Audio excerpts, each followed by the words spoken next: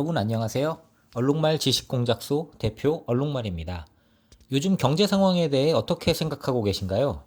자영업자나 사업하시는 분들은 굉장히 어렵다고 느끼실 것이고 직장인들도 직간접적으로 불경기의 영향을 받고 있을 텐데요. 이번 시간에는 한국 경제의 현실에 대해 이야기를 나눠보려고 합니다. 얼마 전 10대 그룹 3분기 영업이익이 75% 급감했다는 뉴스가 있었습니다. 현대차 그룹을 제외하고 모두 감소했다는 소식인데요. 대한민국을 대표하는 대기업 상위 집단조차 작년에 비해 올해 3분기 장사를 잘 못했다는 이야기입니다. 먼저 지난 11월 17일 대기업 집단 전문 데이터 서비스 인포빅스가 10대 그룹의 금융사를 제외한 상장 계열사 90곳의 3분기 보고서를 분석한 결과를 보겠습니다. 이들 3분기 별도 기준 영업이익은 총 6조 1623억 원으로 작년 동기 25조 2862억 원보다 75%가량 감소하였고 1, 3분기 누계 기준 영업이익도 2018년 71조 1100억에서 2019년 27조 4600억 원으로 감소하여 61%의 급락을 보이고 있습니다. 그렇다면 영업이익률은 어떨까요? 10대 그룹 상장사의 3분기 영업이익률은 3.75%로 작년 14.28%보다 3분의 1 이하로 급감했습니다. 1, 3분기 누적 영업이익률도 5.63%로 작년 13.92%보다 절반 이하로 떨어졌는데요. 물건을 많이 팔아도 남는 게 별로 없는 상황이라고 볼 수 있겠습니다. 자, 그럼 이쯤에서 3분기 유일하게 성장세를 보인 현대차 그룹의 대표주자인 현대차의 실적을 좀 살펴보겠는데요. 작년 매출액은 96조 8천억으로 예년 실적에 비해 그리 나쁜 편은 아니었습니다. 그러나 세타2 엔진 불량에 대한 리콜 등 이슈로 손실이 발생하여 영업이익이 약 2조 4천억 원에 그쳐 최악의 실적을 기록했습니다.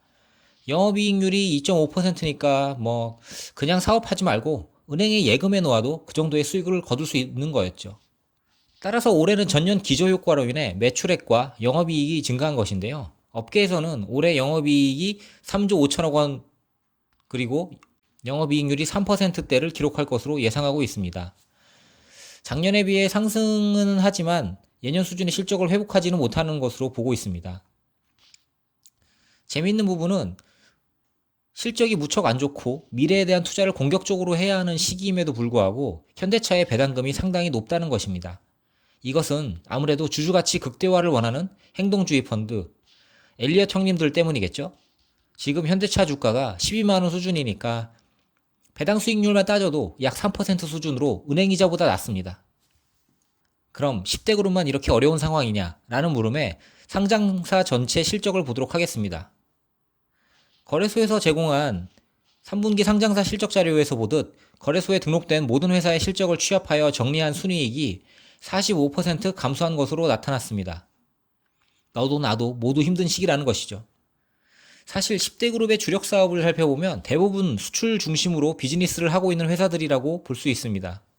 내수 중심 기업은 GS, 롯데, 신세계 정도입니다. 따라서 글로벌 경기와 무역이 굉장히 많은 영향을 줄 수밖에 없는데요. 올해 3분기 실적이 좋지 않은 이유도 미중 무역 분쟁이 장기화하고 한국 수출에서 가장 큰 비중을 차지하는 반도체 업황이 부진한 탓으로 볼 수 있습니다. 수출도 작년 12월부터 올해 10월까지 11개월 연속 전년 대비 감소한 점을 주목해야 합니다. 사실 미중 무역 분쟁이 한국 경제에 부정적인 영향을 주는 이유를 동아시아 3국의 분업체제에서 찾아볼 수 있는데요. 일본은 첨단 소재, 장비 등을 수출하고 한국이 이를 수입하여 가공함으로써 중간재를 생산합니다. 그리고 이를 중국에 수출하여 중국에서 최종재 형태로 조립, 가공하여 세계 시장에 판매하는 거죠. 작년 하반기부터 자영업자의 위기에 대한 뉴스가 많았습니다. 최근 통계청에서 발표한 가계동향조사 소득 부문 결과에서도 이를 확인할 수 있는데요. 자영업자로 대표되는 가구별 사업소득이 4.9% 감소한 것으로 나온 것입니다. 4분기째 감소 추세고 이번 4.9% 감소는 2003년 통계 작성 이래 최대 감소폭이라고 합니다. 자영업자를 이야기할 때 빠지지 않는 인물과 정책이 있죠. 바로 장하성 전 대통령 정책실장의 소득주도 성장인데요. 지난 여름 중앙일보 기사 제목이 아주 예술입니다. 장하성 소주성 장담한 그곳, 분식집 아줌마는 떠났다 입니다. 2018년 1월 18일 서울 관악구 신림동의 한 카페에서 당시 장하성 대통령 정책실장이 남긴 말이 있죠. 최저임금을 올리면 소비가 늘어나 장기적으로 경기가 좋아질 거다. 저는 올해 2018년 하반기쯤 가면 그 효과가 분명히 나올 거라고 확신한다. 라고 이야기를 했습니다. 그 효과가 나타날 시기가 1년이 지났는데도 아직 한국 경제는 어렵습니다. 분식집 아줌마도 떠났지만 그 결과에 책임을 져야 할 장하성 정책실장도 중국 대사로 떠났죠. 결과에 책임질 필요 없이 참 일 편하게 하는 것 같습니다.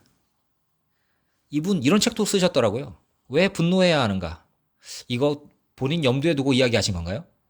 어쨌든 잃어버린 한국 경제의 활력에 대해 책임지는 사람이 없어 더 분노하게 되는 요즘입니다. 컨텐츠가 마음에 드셨다면 구독과 좋아요, 클릭 부탁드립니다. 갑자기 이분 사진 보니까 이 노래가 생각나네요. 너가 이 사람을